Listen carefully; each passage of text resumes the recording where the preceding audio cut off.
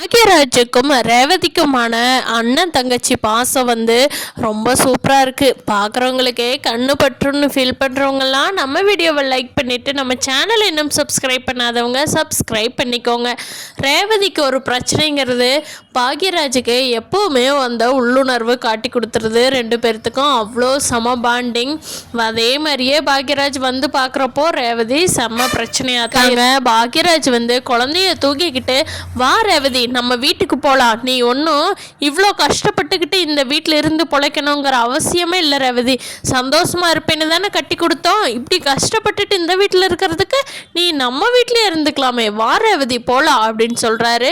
அதுக்கு தங்கராஜ் இருந்துக்கிட்டு இங்கே பார் ரேவதி வீட்டுக்குள்ளே போயிரு, மரியாதையாக வீட்டுக்குள்ளே போயிரு ரேவதி, உங்கள் அண்ணன் பேச்சை கேட்டுக்கிட்டு ஆடிக்கிட்டு இருக்காத, போ வீட்டுக்குள்ளே அப்படிங்கிறாங்க.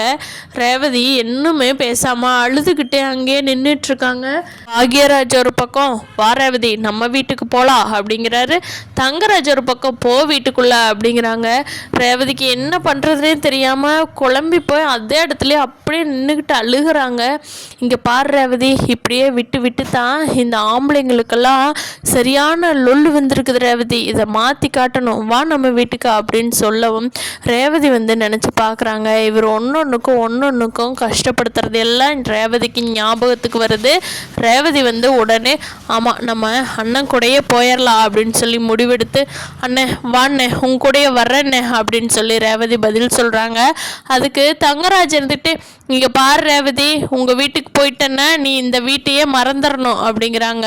அதுக்கு பாக்யராஜ் எடுத்து ஏங்க இப்படி ஒரு வாழ்க்கை என் தங்கச்சிக்கு வேண்டியதே இல்லைங்க, அடி தின்னுக்கிட்டு இந்த சாப்பாட்டை சாப்பிட்டுட்டு இருக்கணுமா, இந்த துணியும் சாப்பாடு நான் போட மாட்டேனா என் தங்கச்சிக்கு, நீங்கள் நல்லா பார்த்துக்குவீங்கன்னு தானே உங்களுக்கு கல்யாணம் பண்ணி கொடுத்தேன், இப்படி அடிக்கிறதுக்காகவா கல்யாணம் பண்ணி கொடுத்தேன், போங்க நீங்களும் உங்கள் சாப்பாடும் இந்த வீடும், வீடு என்னங்க வீடு, அதில் ஒரு வேலைக்காரி மாதிரி தாங்க என் தங்கச்சி இருக்கா அப்படின்னு சொல்லவும் இங்கே பார் பாக்யராஜ் ரொம்ப ஓவராக பேசாத அப்படின்னு சொல்லி தங்கராஜ் கத்துறாங்க.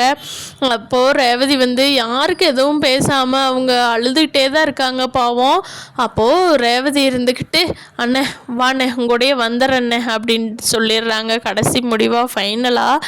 அப்போது ஒரு பாக்யராஜ் இருந்துக்கிட்டு இங்கே பாருங்க எது என் தங்கச்சியோட முடிவு தான், நானே கூட்டிகிட்டு போகிறேன், என் தங்கச்சி இல்லாமல் இருங்க, அப்போ தான் உங்களுக்கு என் தங்கச்சியோட அருமை தெரியும், அவள் டெய்லி உங்களுக்கு பயந்துக்கிட்டு உங்கள் பேச்சை கேட்டுக்கிட்டு உங்கள் வீட்டில் இருக்கிறதுனால உங்களுக்கு என் தங்கச்சியோட அருமையே தெரியறதில்ல, அவளை வேலைக்காரி மாதிரி வச்சிட்ருக்கீங்க, சரி பரவாயில்ல அவள் வீட்டுக்கு தானே வேலை செய்கிறா எல்லாமே பார்க்குறா அப்படின்ட்டு இருந்தா அவன் மேலே கை வைக்கிறீங்க, கேட்குற கால் இல்லைன்னா எது வேணாலும் பண்ணுவீங்களா, ரேவதி அப்படின்னு சொல்லவும் தங்கராஜ் இங்கே பார் பாக்யராஜ் ஒரு நிமிஷம் நில்லு அப்படிங்கிறாங்க.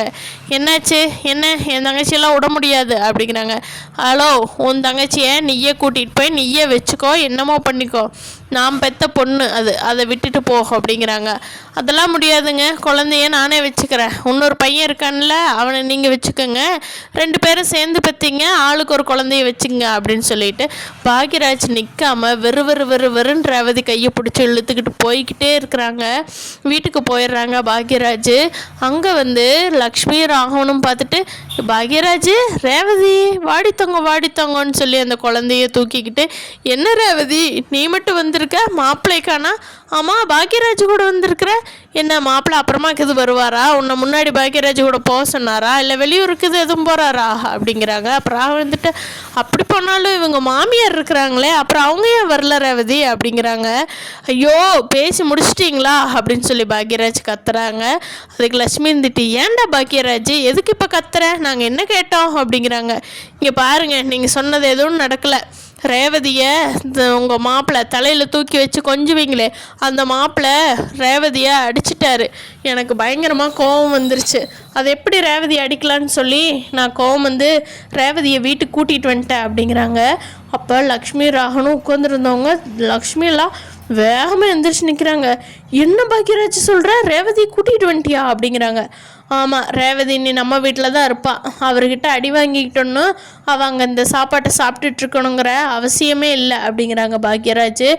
டே என்னடா பண்ண, மாப்பிள்ளைகிட்ட என்னடா சண்டை கட்டிக்கிட்டு வந்த அப்படிங்கிறாங்க ராகவன். இங்கே பாருங்கப்பா உங்கள் மாப்பிள்ளை கரெக்டாக இருந்தால் நான் எதுவும் சொல்ல போகிறதில்ல, அவர் எல்லா விஷயமும் பண்ணுறாரு ஓகே, ரேவதியை கை நீட்டி எப்படி படிக்கலாம், என்னால் ஒரு அண்ணனை பார்த்துட்டு இருக்க முடியல, அதான் கூட்டிகிட்டு வந்துட்டேன் அப்படிங்கிறாங்க.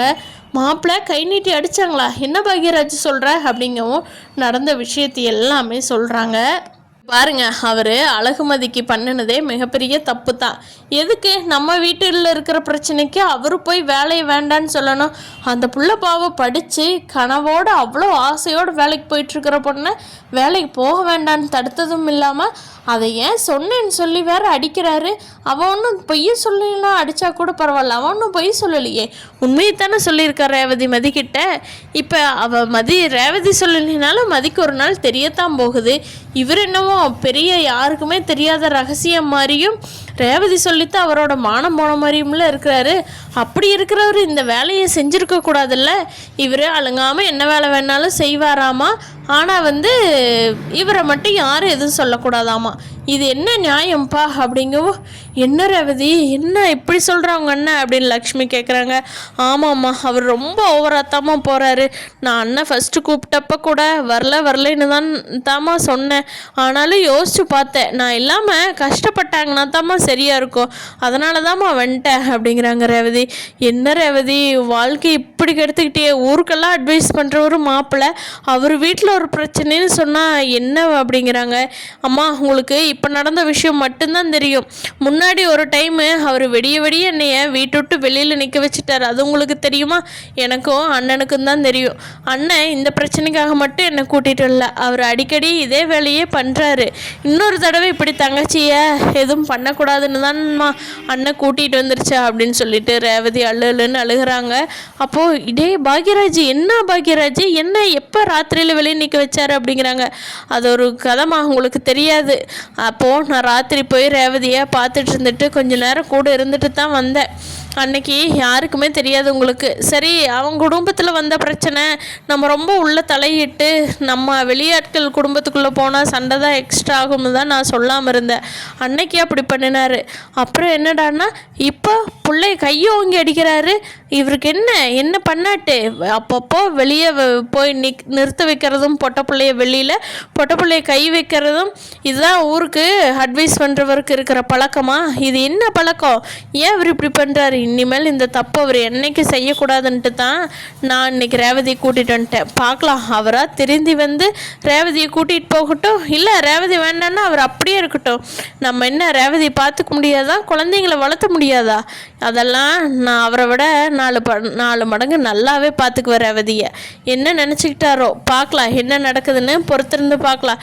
நீங்கள் உடனே மாப்பிள்ளைன்னு சொல்லி மாப்பிள்ளைக்கு சப்போர்ட் பண்ணிக்கிட்டு நீங்களாக ஃபோன் பண்ணிகிட்ருக்காதீங்க. அவராக என்னைக்கு வருவாரோ அன்னைக்கு வரட்டும், அது வரைக்கும் அமைதியாக இருங்க அப்படின்னு சொல்லி பாக்யராஜ் கத்திட்டு ரூம்குள்ளே போயிடறாங்க.